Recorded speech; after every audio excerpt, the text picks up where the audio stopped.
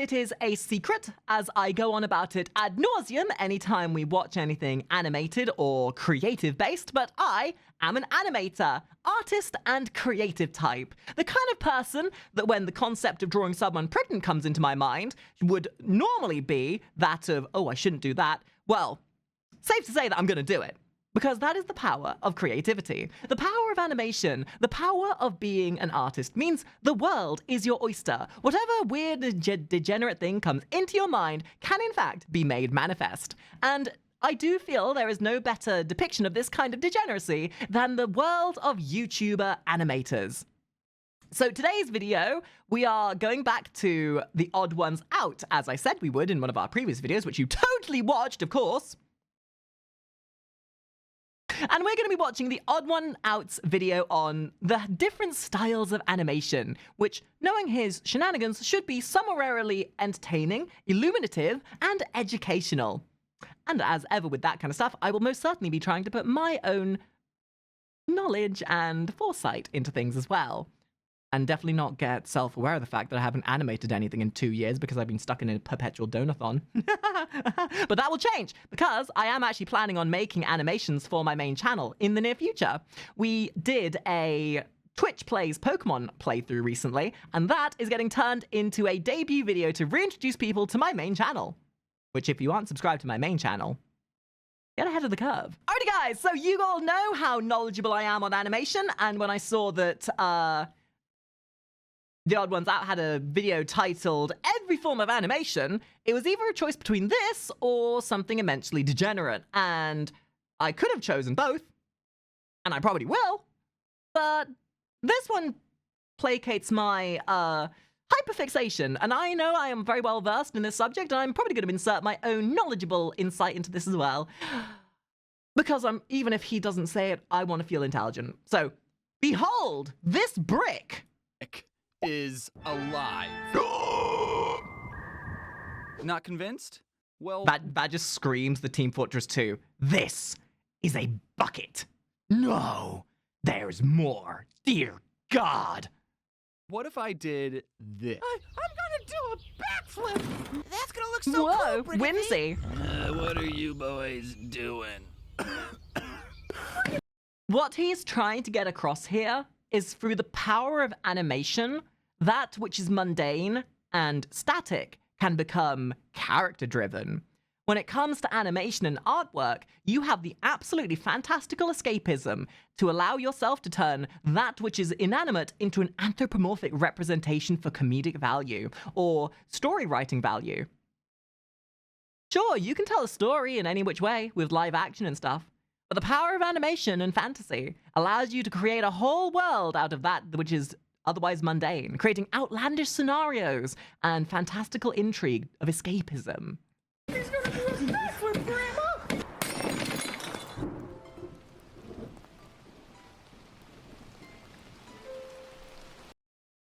This would have scored an A grade in my animation course. I'm just saying, this would have actually done immensely well for a university student's animation degree.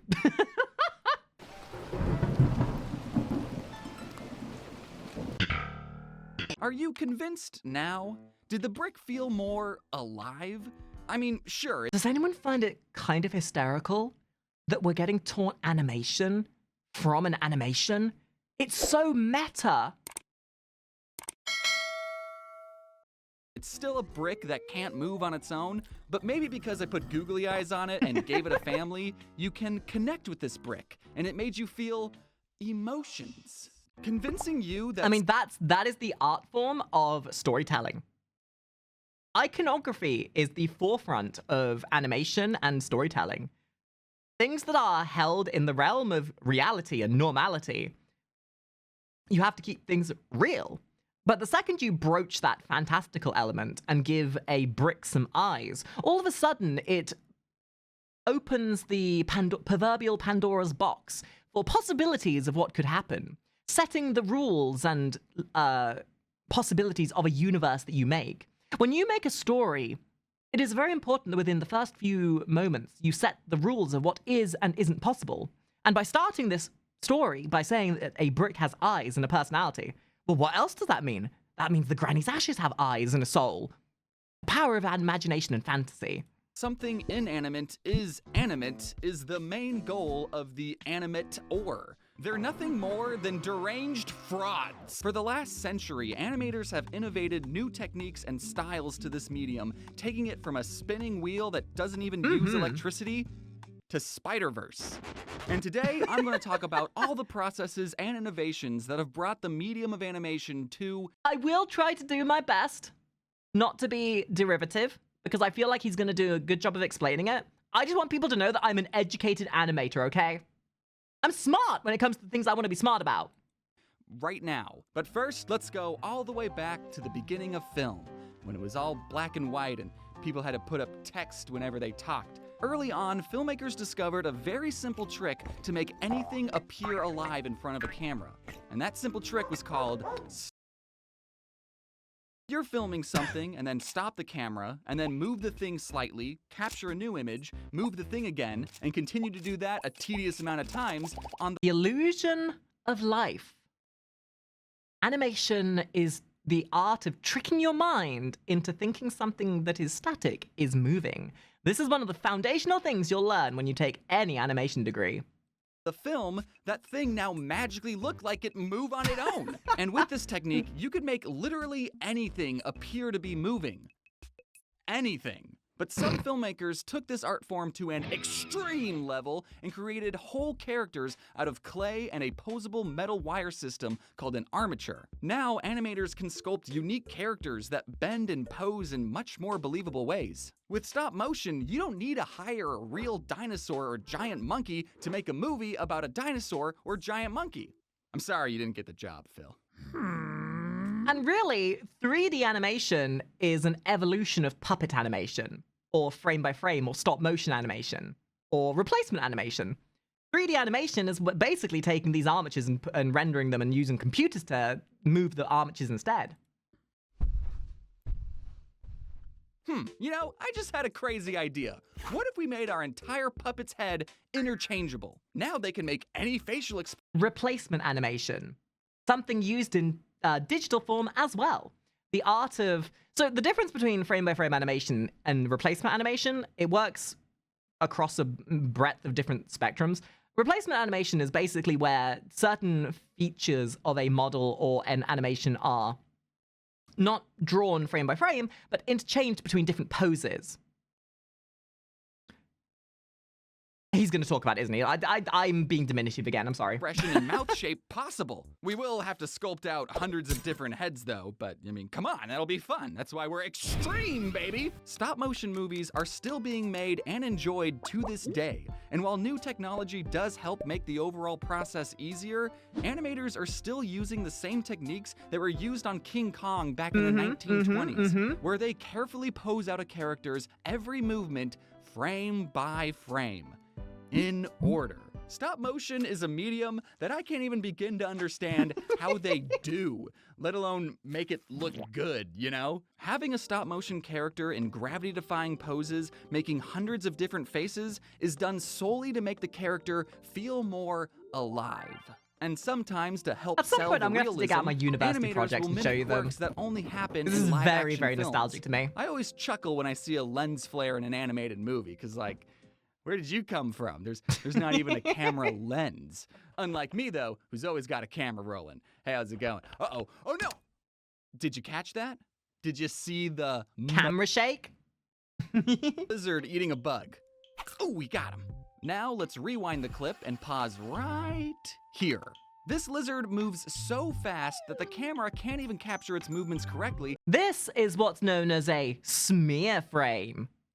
And he transmogrifies into an amorphic blob that barely even resembles a lizard. But do not fret, dear viewer. This is called motion blur and is absolutely natural. Fast-moving objects are hard to see in real life anyway, so this blurry blob only showing up for one frame. So, in the world of animation,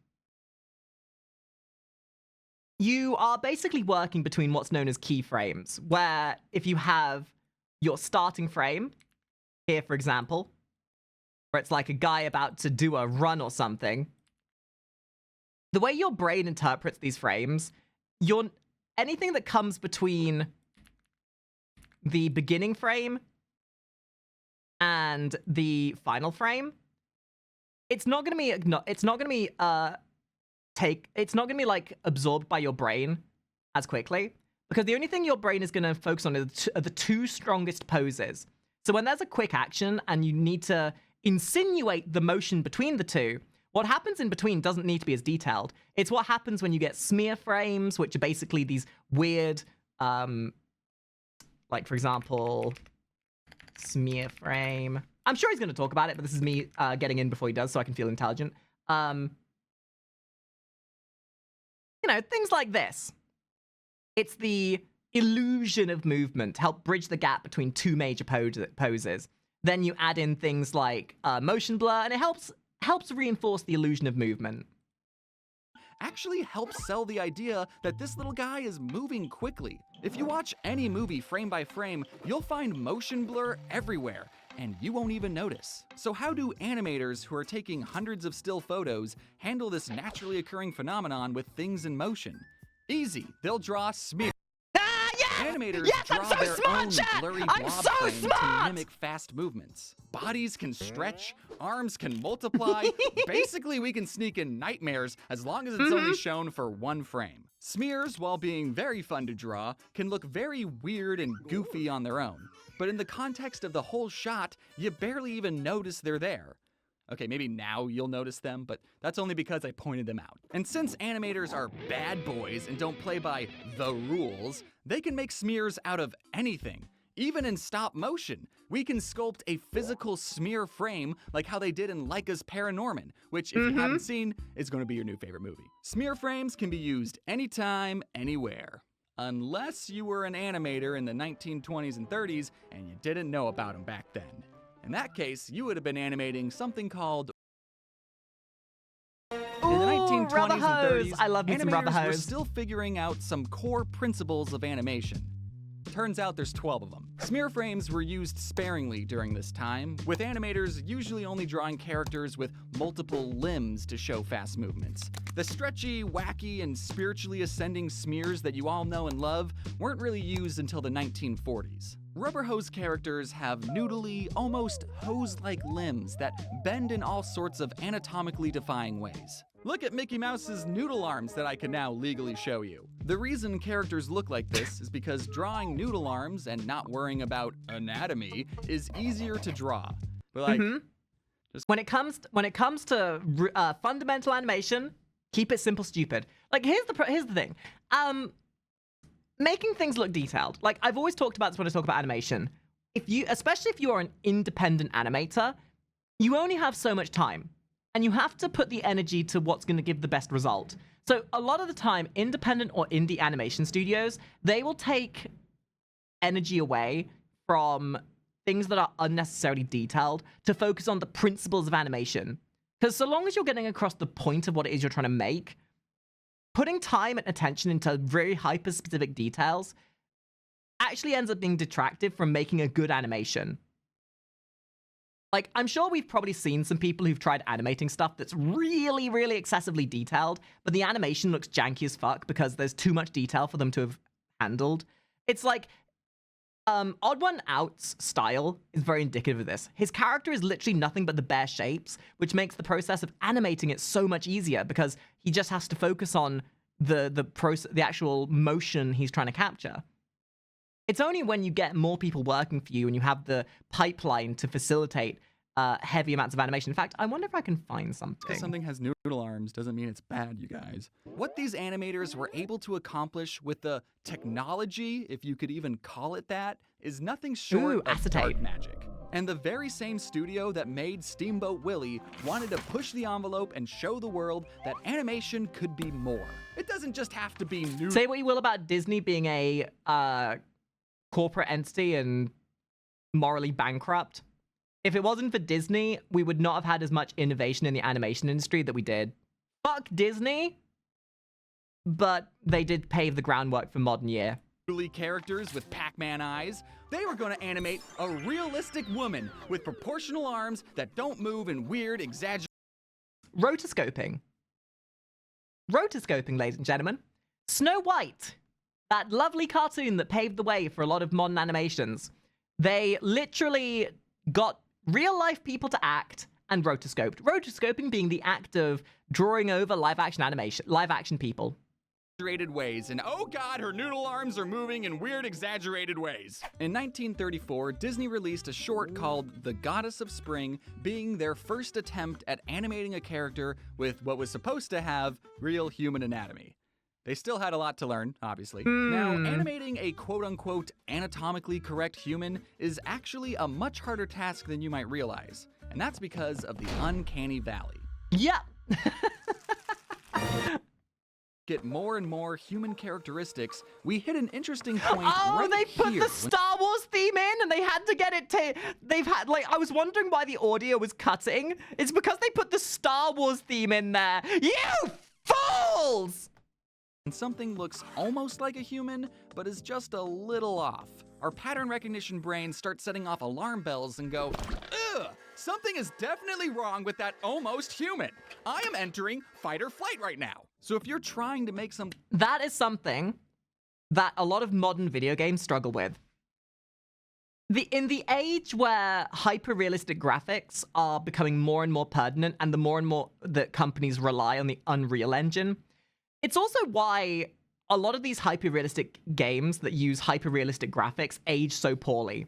Hyper-realistic graphics that try to pull on the more, that make things look as real as possible, fall prey to the uncanny valley because you know that it looks really good, but you know it's 3D, which activates the uncanny valley.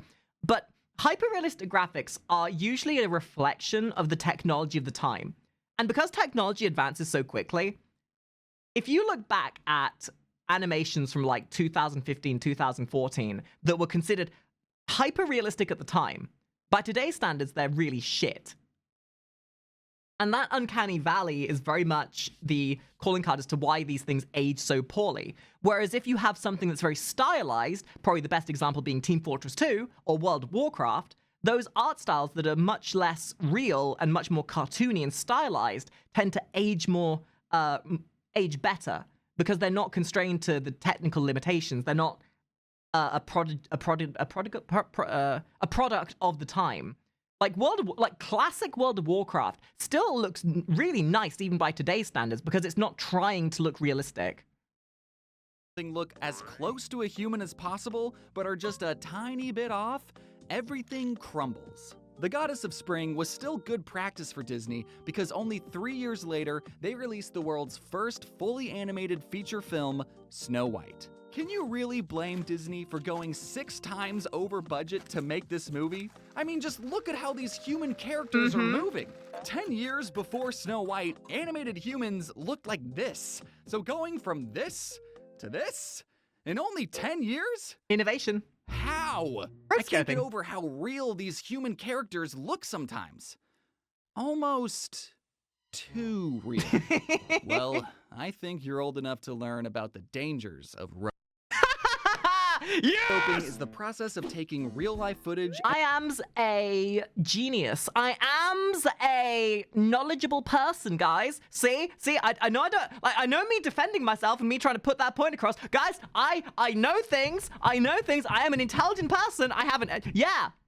And then manually tracing over every frame, resulting in an animation with unreal levels of realism. And I say unreal derogatorily. You're basically slapping a cartoon filter over live-action footage, but instead of simply slapping, you're spending multiple hours doing mindless and tedious drawing. Rotoscoping is not the same as filming a human actor and then later referencing that footage, like what Disney did for Sleeping Beauty or Alice in Wonderland or any movie ever because animators use references all the time. I did this for my university course. I acted out some scenes for my final animation, and then just animated the reference. Figured out how to rotoscope other people long before Snow White. So of course Disney, who was trying to convey real human movement, rotoscoped some shots. The problem with rotoscoping is that we start to sneak our way back to the bottom of the uncanny valley. Animated characters often do and should break the laws of physics. They can squash and stretch into weird... And you see, oh god, jump scare. The uncanny valley also comes in from the frames per second used. when something looks way too smooth in its movement, you know you're watching an animation, but with the FPS, with the frames per second they chose for Snow White, it created this like unsettling smoothness to the motion. And because the concepts of the principles of animation weren't quite as nailed down yet with like squash and stretch, motion, anticipation, and how in animation especially, you need this idea of like constant movement looks a bit unsettling. It creates that uncanny valley. It's like there's no weight to the movement. But when the frames, like for example, if you've got a movement that requires a burst of energy, you start out with all your frames at the beginning to show the action of movement, and then you space those frames out to create more of a flow to the animation. Proportions and be drawn in unique and interesting poses. And look, Snow White is still a masterpiece of a movie. The rotoscoping is fine, you barely notice it, it's good, it's a good movie, and it made Disney a lot of money. Also, how did Walt animate these shots of things reflecting in the water? Which they would then entirely lose all that money when they decided to remake it as a 3D movie in the modern fucking year, and it was the biggest travesty to ever exist. Fuck Disney! In 1937. What, did they put special glass over paintings to make it look distorted or something? Who would be crazy enough to do that? If you made a whole movie entirely rotoscoped, what you end up with is Ralph Bakshi's The Lord of the Rings. God! Is anything off about these characters' movements? Look at how Gandalf moved just a year ago in The Hobbit. Now, Lord of the Rings, Hobbit, Lord of the Rings. Almost every shot in this movie was rotoscoped. It's called over-animation. They put too much importance on over-animating everything, and it looks uncanny. And the shots that weren't used live-action footage with a filter over it. I'm not saying that rotoscoping is bad. You just have to use it correctly. A character switching from traditionally animated to rotoscoped is incredibly funny, and always will be. The YouTuber Joel Javier makes very we love it! Adventure! Oh, wait! So he does a whole interpolation thing. He's not drawing each frame by frame. He's using an AI program to create keyframes, and then he in-betweens he goes in and then draws a lot of the frames himself later. Rotoscope skits that feel like a fever dream, and I mean that underogatorily. And a lot of music videos get away with rotoscoping because, admittedly, rotoscoping is a very cool visual. Now, I wish I could say the first Lord of the Rings movie was a hidden animation gem, but I don't know, it's not on my top 10, I'm sorry. It probably made a lot of nerds in the 70s happy, but thankfully The Lord of the Rings has been adapted into many other forms of media, like video games, my favorite video game on the PS2, and anime. Anime? They're making a Lord of the Rings anime? Oh, I forgot they are, aren't they? Oh my god. Making a Lord of the Rings. You thought Hollywood, California? Uh-oh. Uh-oh, chat, they're talking about us. They're talking about the weebs. God, you weebs are a bunch of cringe lords. Imagine enjoying anime so much to a point where you literally turn yourself into an anime character. Was the only place in the world making moving pictures? Japan's been making their own moving pictures too, and some of them are moving drawings. There are entire college courses on the history of anime, but you're not paying me tuition, so we're gonna have to skip over a couple things. A lot of early anime is now lost media because cinemas didn't preserve film back then, and an earthquake destroyed many studios in 1923. Some Japanese animators created shorts out of paper cutouts because buying thousands of celluloid sheets was too expensive, and they had some very unique character designs. And some Japanese animators took inspiration from Disney and made shorts that looked very similar to America's rubber hose characters. Then by the 1940s, some major world events happened that got Nothing happened in the 1940s. Nothing happened. The world just decided to take a break for 4 years. got most of the world involved, and both American and Japanese animation studios were affected. But after all that, in 1948, one studio called Japan Animated Films, later bought out by Toei Animation, set out to be the Disney of the East. And they made cartoons about magical schoolgirls, and are still in business to this day and made some other less popular shows. One animator who quit work Oh, you thought that your Dragon Ball Z, your Sailor Moon, and your favorite animes from when you were a kid were wholesome and innocent? No, they're a product of nothing happening. In fact, you want to see what innovation is, by the way? So, you know the Digimon movie? You know, the main Digimon movie? The one from like 2001? The one with Demi Burger. This one. Press 1 to retrieve. Entire movie, by the way. Yeah, we all remember that movie, right? Did you know that the animation studio responsible for this took the script for the Digimon movie and then remade it under a different brand called Summer Wars? Summer Wars was made by the same animation studio with the same script, but modified. People from across the globe. Here? Why? The calls are coming in non-stop. Due to unforeseen circumstances, many of our services are currently offline. Why is all this happening? What the? Amazing movie, by the way. Someone used my account to hack into Oz. This baby-faced boy is the recorded mastermind behind this attack. It was the Digimon movie, but reinvented, essentially. It's a great movie. Really recommend it if you haven't seen it. Working at Toei, created his own company and made an anime based off his comic Rocket about a Man, robot Astro boy. Boy. Hey, I kind of like that art style of drawing humans with big expressive eyes. Let's do more of that. That same year, another studio made an anime about humans controlling giant robots. I wonder if that's going to inspire a whole new genre. Nah, and this it'll guy be was fad. commissioned by American studios to make stop-motion Christmas movies like Rudolph the Red-Nosed Reindeer. Meaning Rudolph is anime. Nani? Crazy to think how much these older animations have been modernized to different forms. Like Gundam Wing, for example. I recently started watching well,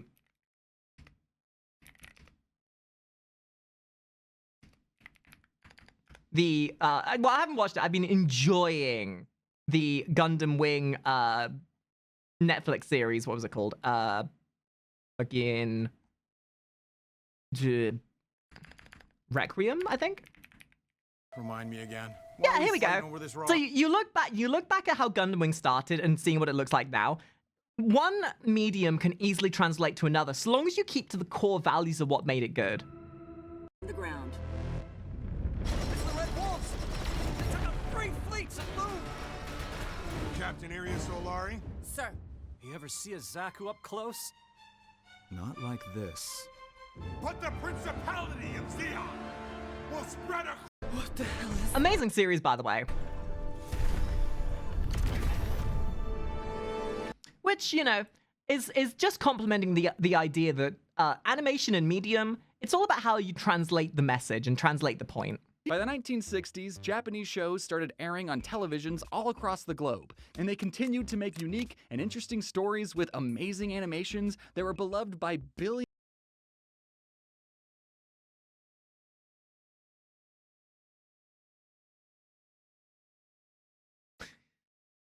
I'm gonna have to watch One Piece properly, aren't I? Nice to know that over the last 20 years, One Piece is still going. With amazing animations that were beloved by billions of people and grew into extremely profitable franchises. Like, I'm talking the most profitable franchise. By the 1970s, Disney was still very much the animated movie gold standard, making big budgeted movies with family-friendly values, which is fine to do. Okay, the way to look at this, Japan turned people into weebs. Disney turned people into furries. Our cultures are not the same. Kids love bright colors and talking animals that only cartoons can offer, but some studios realized that animation was a medium, not a genre. Exactly. And made animated movies exclusively for adults. That's part of the reason why the first Lord of the Rings movie was entirely rotoscoped. It wasn't trying to be cartoony and over the top. It was trying to be real and gritty. Animation could be anything for anyone of any age. But really, if you think about it, The one thing I will say, I miss the times when kids animation had whimsy and effort put into it, and then most big corpos realized that kids, like young kids, only care about shiny, flashy colors, so then you end up with Paw Patrol or whatever shit is on Nickelodeon these days. Ugh. The animation became corporatized and it bugs me. There hadn't been Look at Thundercats Roar or Teen Titans Go. Shows that were originally teenager-based with gritty and hardcore animation that were then dumbed down to sell to kids because it makes more money. new way of showing people moving drawings since those very early days of black and white stop motion. In stop motion, you take a picture, move a figure, take a picture, move a figure. In cell animation, you take a picture, move a cell, take a picture, move a cell. Everything's just been a series of pictures moved manually in front of a camera The illusion this whole of movement. time?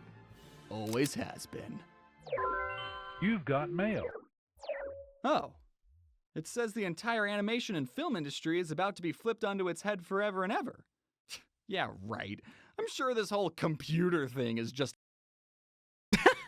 ever increasing advancements of technology. I wonder if he's going to talk about AI. Achieve increasingly advanced achievements, like putting a guy on the moon and drawing silly little cartoons. Realistically, animation is very much a depiction of the technological aspects of that generation. As technology advances, so does animation. Sometimes not for the best. AI. Thing is though, AI okay, I'm gonna broach the saucy topic. AI as a tool can be good.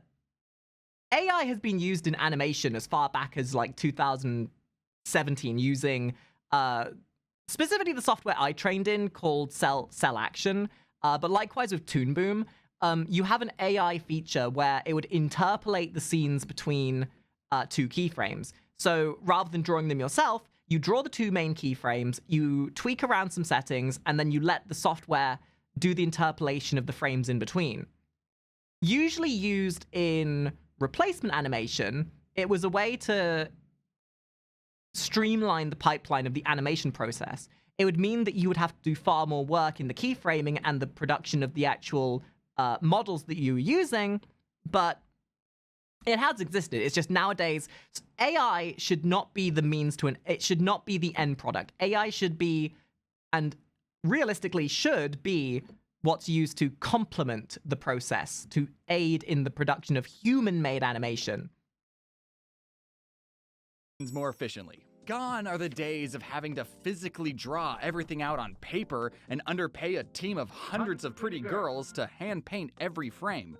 Now we can use this fancy new computer to render everything out for us. All we have to do is create a real-life mold of our real-life human hand, then draw 350 triangles onto that hand, then manually measure out the X, Y, and Z coordinates of 800 different data points. No, come on, this is gonna be so much faster. Put that pencil down. Now we He's gonna talk about the first ever 3D animation, which was a hand that somebody 3D printed. So the first ever 3D animation was used in, I think it was Terminator or something, where they literally scanned in a guy's hand and did some weird, like, witchcraft with it. program in a couple of keyframes and we get... Huh. We still don't have the processing power to render everything out. Oh, I know. We'll just point this long exposure camera at the computer screen. Get these art supplies out of here. This is the future.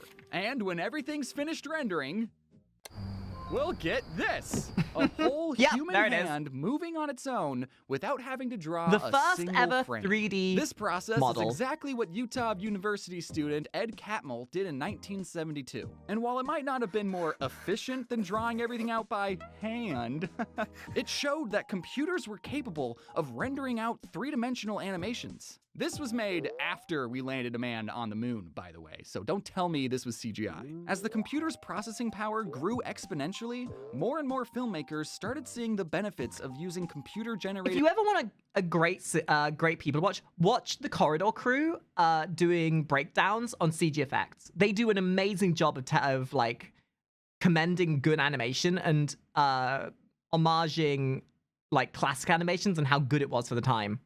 Images in movies. A decade after Catmull digitized his hand, films like Tron showcased characters racing on mind-boggling computer-generated Such a shame that 40 years later, Joaquin Phoenix decided to get in on it.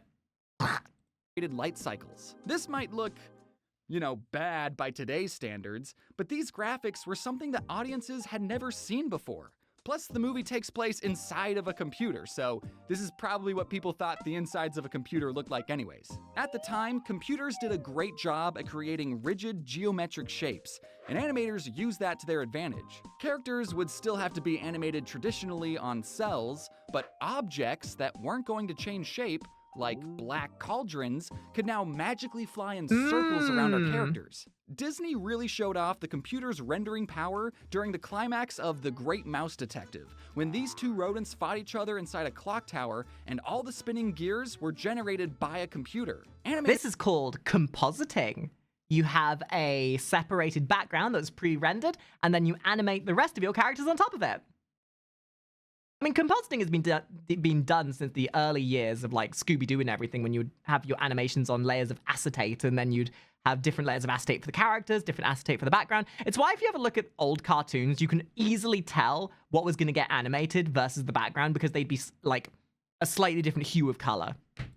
Can now make any complex shape move in a three-dimensional space without having to draw a single frame. I mean, you know, except for the characters, they still very much had to draw those. Computer graphics were here to stay as Disney integrated more of them into movies like these cars in Oliver and Company or Eric's ship in The Little Mermaid, and then they stopped using cells entirely. Starting with The Rescuers Down Under, Disney no longer used cells and made movies entirely digitally with a program called CAPS. So if you ever wanted to own a cell of Joanna the Lizard eating an egg, that's too bad because they don't exist. Which fucking sucks because Joanna was the best goddamn lizard Disney ever made. Don't touch me! TV shows and anime still use cells till about the year 2000-ish, but eventually everyone switched to digital. Now to color a frame, all you had to do was... So computers were great at making rigid, non-flexible shapes, but has anyone ever tried to make... God damn it. A group of computer scientists who were working for a small indie director named George Lucas were taking this art form to an extreme level and created whole characters completely generated by a computer. Then a small entrepreneur named Steve Jobs hired those computer scientists. Boo, Steve Jobs. You want to see something scary? You want to see something scary? If we're talking about the first of any animation. This... Wait, what? This was the first song ever sung entirely by digital medium. Hello? Can I... Which by today's standards looks like an ARG horror movie. I'm crazy, all for the love of you. Actual nightmare fuel. And made his own company, Pixar. Yes, Steve Jobs was one of the founders of Pixar, and he originally created the company to sell a high-end computer powerful enough to render 3D animations. But no one bought the computer because it cost $135,000. Well, I mean, this is back when, like, Apple were actually masters of their game, you know? People would buy Microsoft computers for work and doing, you know, actual functional things on, whereas Steve Jobs with Apple focused more on the creative side of things. In fact, I do believe I have a friend of mine who has a thing to say on this. Tia. Hi, Tia. I hear you want to autistically talk to me about this. Technically, yes, but also, don't call me out like that. What the hell? Tough. Please, give us an exposition dump about this whole thing about Mac. So, this isn't Mac. This is after they sacked Steve Jobs from Apple originally. So this is the 80s, after he burned all his bridges and pissed everybody else off at Apple and was forced to leave. Do you want to know why? For chat, just for context, do you want to know why Tia has the right to talk about this? Because Magoblin here, unironically, has been buying a bunch of these Mac products. Tia has the tism for old retro tech. This person, our beautiful Goblin, has the credentials for this because they were playing StarCraft on a Mac last night. Correct. I would have been playing Warcraft 3 as well, but I don't have enough RAM. Yet. For whatever reason. It's only 128 megs. I'll have a gigabyte in it soon. Don't worry about it. Continue, please. Anyway, Steve Jobs sacked from Apple because he's a douchebag. Always has been, always will be. He goes on to found Next Computer Systems, which eventually would be reabsorbed back into Apple when they brought him back in. But until that point, he goes off to found Pixar, and his computer systems, the Next Computer Systems, were legitimately absurdly ahead of their time. They were Unix based. They are like the kind of computer systems that all of the CG for Jurassic Park was rendered on, along with Sun Systems computers, which that's a whole other topic. Those things are amazing in and of themselves, and they come in purple. I love this goblin. These big old computers. Fun fact, these Next System computers that Steve Jobs went on to sell, yeah, they legitimately were about $130,000 a unit.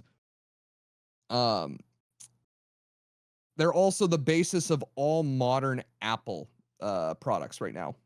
Genuinely, you can trace your roots back all the way back to these computers. They're what Mac OS is actually still based on, that level of Unix system. And it's crazy how intertwining all of this is, because when you watch like your animes or your modern animations, I'd say 99% of people would never, never really care, but would never like predict that the things they're enjoying nowadays came from such a sordid past of Apple bullshittery or whatever else. Yeah. So basically, they were just workstation PCs that just ran Unix, and you would have never guessed that this black box, like if hold on, let me pull up a photo of them. Next Computer System, NEXT, that's the one, literally was just a black cube, and that would just live on your desk, and it was about as opposite of Apple as you could honestly get. They were boring as sin, which meant they were obscenely expensive. The Next Cube. Literally, that's just what they were called. Cubes. If anything, it really goes to show how much Apple has kind of lost, I don't say lost its way, but like how corporate Apple became rather than just being the forefront of innovators. There you go. There's what these machines look like. Yeah. That's what the things we were getting animated used to look like. Crazy. Yep. And then Sun Systems computers like the Indigo and the Wave and stuff are all weird. Like they're not Art Deco, but they are very 90s. I am now seeing why you have such a hyperfixation for this technology tier. It's weird what carries over. It's fascinating. Yeah. Anyway, well, thank you for that delightful insight tier. My beautiful goblin. Ladies and gentlemen, please get followed here. They're beautiful. Word vomit complete. I flee into the night. See you later, dear. Love you. Love you too. Wow, there you go. Nice little bit of exposition dump. A little bit of additive content for you all. Aren't you lucky? So the team scrapped the computer selling idea and just stuck with making computer-generated cartoons. But they soon discovered a unique problem. The computer had a hard time getting textures right, and everything, including babies, ended up looking like it was made out of plastic. So the team's clever work around this dilemma was to make a movie with the entire cast of characters actually made out of plastic. I was literally about to say, you know, like that screams like what the humans in, like, it's why that when you watch Toy Story, the second any of the humans came along, they looked so out of place. Don't know what ants are supposed to look like. It's fine. Pixar continued to develop new processes to get the computer to generate unique textures and lighting, like simulating human. Actually, you want to know what? The conversation of ants versus Bugs Life, and why like hyper realistic versus stylized is always going to be such a prevalent thing. Because I mentioned earlier, hyper realistic does not age well. For the time, ants looked really good. But they went for a more realistic style, so literally within a couple of years, because technology was moving so fast, ants became more and more uncanny and weird looking, whereas Bugs Life, because they went for a much more cartoony and stylized approach, even by today's standards, still looks great. It went for the same approach as Toy Story did. to look like. It's fine. Pixar continued to develop new processes to get the computer to generate unique textures and lighting, like simulating human hair or fur, or lighting things in such a way to make everything appear underwater. No other studio was pioneering computer-generated images like Pixar was. And then in 2006, Disney bought Pixar. But I don't think Steve was too upset because 1 year later, he achieved his dream of selling a high-end computer. This time being a little more affordable. A little. Now, I still remember. I still remember.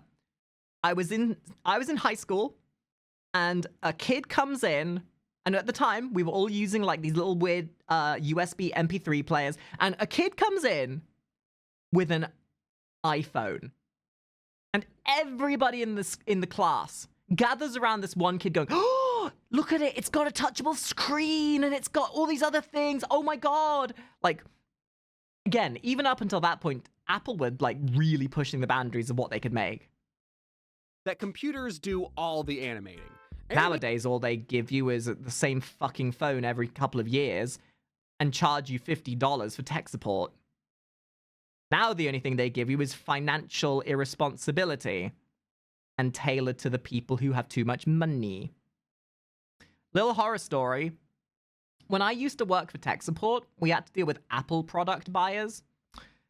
And to kind of point out the kind of people who buy Apple products, I once got a phone call from a lady. And she starts the conversation by saying, "Hello, I bought an Apple an Apple digital frame." Which sounded weird because I didn't think that they sold those. So I had to go through the rigmarole of being, "Oh, I'm sorry to hear your Apple frame, whatever the fuck it was called, isn't working. Allow me to help." So I went through all the rigmarole of helping with tech support and everything. So then I looked at the product, and I had a bit of a pit appear in my stomach. Because what she was calling an Apple frame, or an Apple portrait, was in fact an Apple iMac. She had nailed an Apple iMac to her fucking wall, thinking it was a photo frame.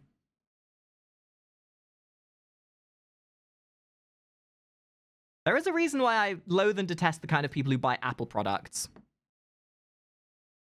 Creators still have to manually pose a character's body and facial expression off of a character's build a complex system of nodes and bones that let them manually pose a character. See, this kind of into any stuff pertains to 2D possible. as well when you're doing It's replacement kinda like animation. A digital stop-motion puppet, or an actual puppet without any of the strings. Puppet. All CG characters are just their own complicated version of Pinocchio. Using character rigs is really It's crazy how time has gone by. The concepts have kind of remained the same. Like 2D animation even uses puppetry when you use replacement animation. Like replacement animation and 3D animation both pertain to the same concept of not needing to worry so hard about the animation because you're allowed to let the computer do a lot of it for you. But instead you have to put all of the work into making a puppet in 2D or 3D that is then rigged with a skeleton that allows you to animate it as effectively as possible. Only way of animating things in 3 dimensions. But it's not like we can use rigs in 2D animation. Here in the second dimension, we don't have a fancy Z-axis. 2D animation can only be done by hand-drawing 24 new images every second. Nope. Except we don't, I lied. Even all the way back when characters were animated with paper and cells, animators wouldn't draw a whole new frame every frame. Usually, they would animate pieces of a character and paint each piece on its own cell. You remember Robin, they only drew 1 body and 5 different heads. But because cells are a physical object that get harder to handle the more you have, animators could only break a character up into 2 or 3 different pieces. But now, thanks to the computer, we can break up a character into as many pieces as we'd like 4, Replacement animation. 5, or 173. Have you ever played around with the free and revolutionary animation software Pivot Stick Figure Animator? Yes! If you're the type of person that says, "Oh, We had this in my suck at school. drawing. I can't even draw stick figures," then you're gonna love this program. Just for case in point, the face here was a separate asset. The head was a separate asset. They just used a sort of like that interpolation effect to animate the face in of itself across the face. hand here, you can usually tell what is a separate asset as well. Like this hand being just one big object. This was a probably separate asset. This arm was probably a different asset. Suck at drawing. I can't even draw a stick There, figure. right there, right there. So that hand there is one pose. Stick figures. Then you're gonna love this. Oh, I suck at drawing. I can't even And there's another one. Replacement animation. draw stick figures. Then you're gonna love this program. On Pivot, you're given a pre-made stick figure or horse that have these joints that can be posed however you like. Each of these stick figures' limbs are just individual pieces that are connected in such a way that Getting make some it look Alan like a Becker stick figure. animator versus So animation to make vibes. these animations, we're not really drawing anything. We're just manually posing out a character like a digital puppeteer. I wasn't saying you can make a rig out of 173 pieces just to be funny, because that's how many pieces I'm made out of. Yep. That's right, me. Even I'm a rig. Toon Boom, And Cell can I tell you a Action. secret? Most TV shows use rigs too. Of course, Yep. Yep. And you want to know why? Because it's cheaper. And in some respects, it's still as effective, but it's cheaper on the pipeline. Rather than Disney having to hire, 500 animators to make Snow White working around the clock every day, using replacement animation, you can hire half that amount. You have half of that production line making the rigs, the models, the designs, and then the other half will then be focused on animating those puppets. hand-drawn traditional animation is still used to make these shows. It's not a lost art form or anything. But rigs are super useful at making still pretty high-quality levels of animation, but at a much cheaper cost. And as we all know, TV animation has to create more animation per budget. But maybe rig animation still isn't as You guys say cost-effective as pre-watched. you'd like. I say and maybe educated. you're not a fan of the complicated puppet look, and you want something that looks more human. Well, there's one more animation process we can try called Mocap. motion. Which, Actor in of inside one itself, of these dorky is an ping-pong evolution of suits, rotoscoping. A computer can pinpoint and record that actor's exact movements. Now we can take those movements, slap a cartoon character's model over it, and we get an animation that looks like Motion capture is the rotoscoping of 3D animation. It cuts costs. And the elephant in the room, an evolution of this is VTubing! Look at the full circle! Look at the meta commentary! The VTuber who's an animation talking about animation, talking about animation, talking about animation! But the results are too human, and we're back at the bottom of the uncanny valley. That's why the kids from the Polar Express look so nightmarish, because they are following the exact movements of Tom Hanks. Yes, Tom Hanks, the adult man, did some motion capture. Wait a minute. I'm hearing a goblin on the line again. Hold up. Whoa, Tia, nice of you to drop by. Goddamn. Being that you are an animator of VTubers, do you have anything to say about this? Yeah, most people fucking suck at being puppeteers. It's true. As somebody who you may not be aware of this, guys. As somebody who is a VTuber, I know, shocker. When you're using a VTube model or you're acting using motion capture or doing 3D, you have to do something called over animating to make things more expressive. And sometimes that limit of the rig at hand is what may be the limiting factor. But with the motion you see, and you want to know what the wild thing is? I learned how to do this because of fursuiting. When you wear a fursuit, it is bulky and oversized. So to over-exaggerate movement is you need to over-exaggerate your movement to make the character you're puppeting look way more active and like actually animated, as it were. But please, Tia, talk to us about the tribes and tribulations of being a VTube creator and within the animation confines. Well, okay, so as he's explaining there with his rigs where it's all these different cell shapes and layers, that's how VTuber animation actually works, except it's built on keyframes rather than individual cell frames, right? And so everything is a level of vector animation and interpolation to a degree. The weird part about all of that is it's kind of a nasty hybrid between 3D animation and 2D animation, because all that vector math is also the same math that's used in 3D animation, but we're not allowed to have any of the niceties of tools that 3D animation has. Like, for instance, you don't have physics bones in order to tie things together nicely. Mm-hmm. Instead, you're stuck dealing with warping a 2D plane in order to try and get those same effects. If you ever want some nightmare fuel, find any YouTube video that breaks down the setup of a VTube model.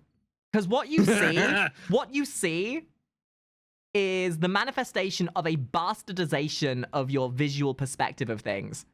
I doubt I could find any of these videos just by searching for them right now because it would take too long. But there is some visual... I'll animate something later. Exactly. There is some visual fuckery that happens with 90% of VTube models. It is all just smoke and mirrors to trick your brain into thinking something's moving in a 3D space. Exactly. It is all visual shenanigans. It's insane. It hurts my head. Even as somebody who does it for a living, it hurts my head. That's why I can't believe I had 2 opportunities to get you in to talk about things that we both hyperfixate on. Animation to technology. And this is... I hate it here. This is actual evidence as to why all animators hate themselves, because only people who are masochistic would end up wanting to do this kind of stuff. Yeah, fun story. I'm not saying you're right, but I am saying that I didn't realize PNG tubing was a thing, so I immediately jumped headfirst into learning how to do live 2D rigs before I even knew what I was doing. It is like I have some examples of like some models that I've had made where I could show you intricately, but the concept is that this shit is fucking witchcraft half the time. Like I said, it all boils down to the illusion of life and movement. Animation, VTube models, it's all to give you the impression of something that is inanimate having life. With enough vector math, you can make the unwashed masses believe anything. True. And realistically, VTubing adds the element of the human element where, sure, you may have something that's potentially animated, but if you don't know how to puppeteer the damn thing, it'll just look static as fuck. It's why, like, it's true. If you ever see a VTuber in real life VTubing, they're probably moving way more than the average streamer. It's so bad. You can pick out VTubers in a crowd because even when they're not in front of an iPhone or a camera, they still over-exaggerate their movement. So I'm guilty of this. I do that too. I am not innocent of that. Either my gaydar is wired correctly or that creature's a VTuber. It's true. It's true. Yeah, no, thank you, Tia. Much appreciated for even more insight. Like and subscribe for Goblin Intelligence, please. Love you, Tia. Where? Oh. Yeah, one other thing. Just completely as a mindfuck for 90% of chat. 90% of your expression is made up of eyebrows. Okay, thanks, bye. Whoa, crazy. All right, let's continue. Maybe you're not a fan of the complicated puppet look and you want something that looks more human. Well, there's one more adult man did nightmarish because they are following the exact movements of Tom Hanks. Yes, Tom Hanks, the adult man, did some motion capture for the small, nameless hero boy from the Polar Express. There's probably a reason we haven't made a fully motion capture cartoon in over 10 years. Because it looks weird. But I mean, that didn't stop one of these movies from winning an Oscar in animation. And before you ask, no, it wasn't Monster House or Tintin. Tintin was so good! Just like rotoscoping, motion capture can be used correctly. Computer-generated characters acting side by side real human actors look decent. It's not that jarring that these creatures who exist in a live-action world are moving just like live-action people. And let's not forget all the VTubers who use motion.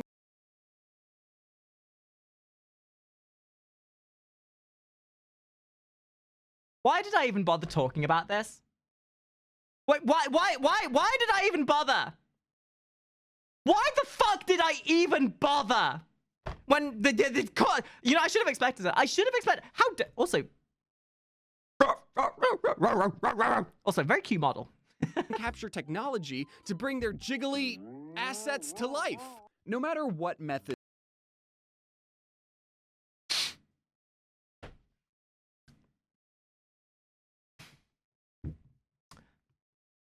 Oh boy. Yeah, you know what? I quit. See you later. Someone uses to try and convince you that something else is alive, I think is incredibly cool. And I hope you think it's cool too. But maybe you don't think it's cool, and you don't care about animation, and you just put this video on in the background while you were cleaning. That's totally fine. I do that all the time. I just like learning about how So all what my we've favorite learned is that The Odd Ones Out is kind of based. Having a big titty anime waifu as a VTube model. And what I'm hearing is that, hey, Odd Ones Out. You, me, collab? Guys, everyone hit up Odd Ones Out on Twitter. Tell them they need to collab with me. Do it. Do it. Gotta fucking happen. Animated pieces of media get created, because it's not always the same process. And I think it's great that new technology is allowing anyone to express themselves in whatever way possible. Exactly, and that's what I said at the beginning of the video. A person expressing themselves. Those are the 3 key words here. From the big studios that are just now pioneering new and interesting styles with digital animation, to the indie studios that have access to incredible technology, which allow anyone working from their bedrooms and their Also, something to be said, by the way, that a guy using a female model is not problematic. It doesn't have to mean anything. It's just a way to be creative. Sometimes guys just want to have tits. And sometimes people like me just want to be a cute fox creature. Doesn't mean anything other than, ooh, titties. Pajamas to create some truly masterpieces of animation. Oh, God, so, back to the if you're the cats. type of person that likes to trick people into thinking that something is alive, then you deserve all the respect in the world. In fact, here are some cool people that made the animation in this video possible. Hell yeah! Hello, you just made it to the end of this video. I hope you enjoyed it. I'm still trying to figure out this VTuber model, so I'm over-enunciating my words. Yes, because when you're... So, honestly, this is something you may not know. Like I said, overacting with a VTube model is very important. Like, if you just sit if you just sit there and do like you do normally, the model doesn't do as much. You need to make it overly elaborate movements and overly exaggerate your mouth movements so the VTube model rigging is able to pick up on it properly. The technology behind this is beyond my comprehension. If you're still deciding what to get for the holidays, then great news. We have mystery boxes over on my website. All right, well, other than being called out like a motherfucker, I hope this video was entertaining for you all. I hope you enjoyed my little bit of transformative tangents. I hope you enjoyed the goblin who gave us the tism drivel of technology and VTubing. And if you've enjoyed it, make sure you go subscribe to The Odd Ones Out. We'll certainly watch more of their stuff in the future. And I will see you all later. Bye-bye. And now I'm gonna go have a mild anxiety attack. Ah!